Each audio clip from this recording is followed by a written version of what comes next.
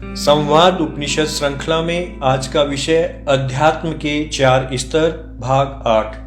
प्रकृति जन्य संप्रेषण में हमें देखना होगा कि सूर्य और चंद्रमा हमसे किस प्रकार धूप, प्रकाश, शीतलता, चांदनी आदि का संप्रेषण कर रहे हैं। एक और प्रकृति प्रारब्ध के माध्यम से हमारे साथ पूर्व कर्मों के फलों के रूप में संप्रेषण कर रही है, तो दूसरी ओर सूर्य ग्रहों के माध्यम से तथा चंद्रमा नक्षत्रों के माध्यम से कम्युनिकेट कर रहा है। प्रकृति के साथ संप्रेषण में हमें जानना होगा कि वायु, आकाश, जल, यज्ञ आदि हमारे संकल्प के माध्यम हैं।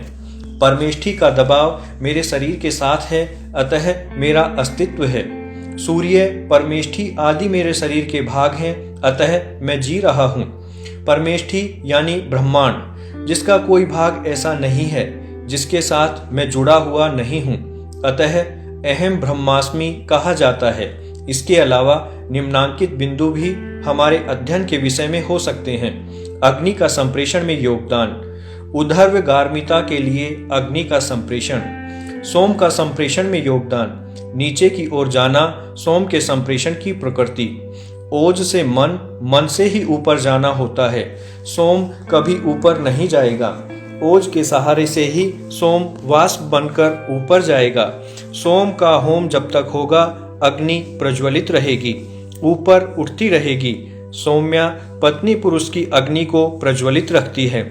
सोम ही अग्नि के साथ निर्माण को एक दिशा व स्वरूप देगा, इसीलिए सोम अपरिहार्य है। ऋतुएं भी अग्नि सोम के रिश्तों का संप्रेषण करती हैं। मधुमास आदि किस काल मास में मधु, दधि, अमृत आदि बरसते हैं, ये ऋतुओं के अपने संप्रेषण हैं। यह इसलिए भी महत्वपूर्ण है कि जो कुछ सृष्टि में हो रहा है वह मेरे शरीर में भी हो रहा है। मैं इनको समझ लूंगा तो अपने आप को भी समझ लूंगा, जान लूंगा। यह भी जानने योग्य है कि अग्नि ही सबसे पहले पैदा हुई, उसी से निर्माण पैदा हुआ। चूंकि अग्नि और वायु के साथ जीवन के सारे कार्यकलाप जुड़े हैं, अतः परंपरा और संस्कृति भी प्रकृति के साथ जुड़ी है। पिछली पीढ़ी आगे की पीढ़ी को संस्कार सौंप रही है। इस प्रकार परंपरा और संस्कृति आगे बढ़ती है, संप्रेषित होती है। पशु पक्षियों के साथ, पेड़ पौधों के साथ संवाद के अनेक प्रसंग हमारे प्राचीन ग्रंथों में आए हैं। वहां आत्मा काम करती है।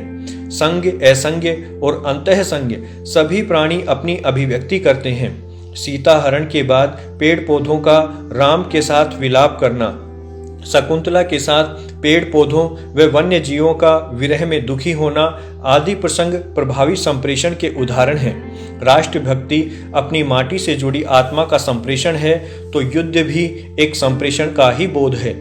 भारतीय जीवन धारा, चिंतन धारा तो पूर्ण रूप से प्रकृति के साथ जुड़ी है।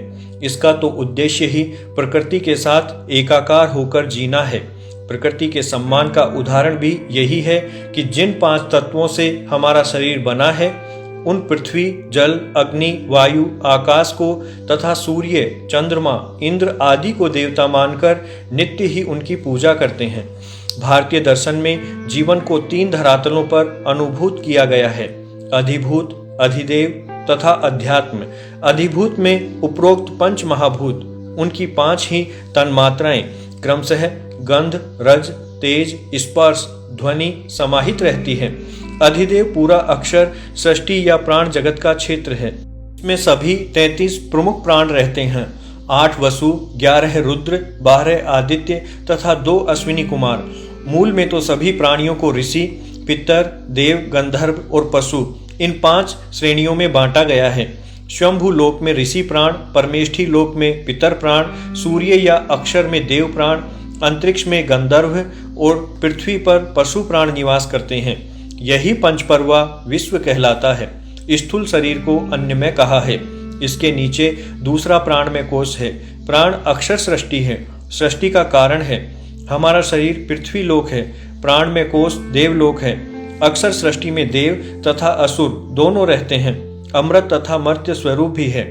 मन चंद्रमा के जरिए परमेष्ठी तक जुड़ा रहता है। सूर्य स्वयं भी परमेष्ठी लोक की परिक्रमा करता है। सूर्य के अलावा वरुण, सविता, बृहस्पति, ब्रह्मस्पति तथा शनि भी परमेष्ठी की परिक्रमा करते हैं। सूर्य में परमेष्ठी का कितना सोम पहुंचना चाहिए शनि तय करता है। प्राणों का स्थूल रूप ही हमारे शरीर का संचालन करता है। प्राण, अपान, उदान, व्यान, समान, ये 5 स्थूल प्राण शरीर की क्रियाओं के नियंत्रक हैं।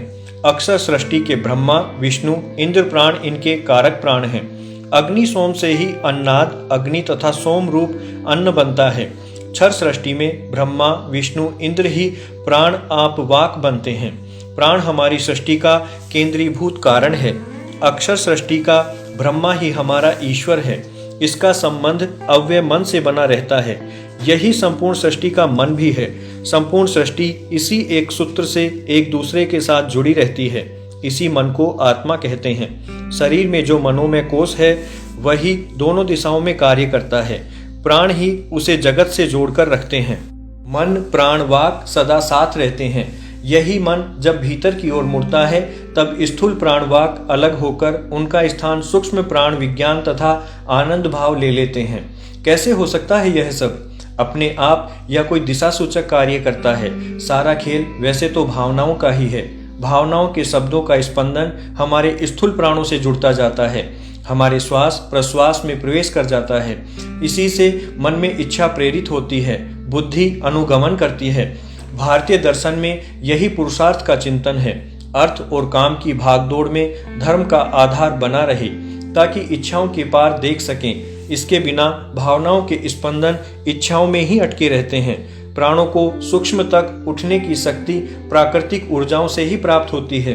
प्रकृति का तम नीचे पशु भाव में गिराता है, उसका तत्व भाव देव रूप में प्रतिष्ठित करता है।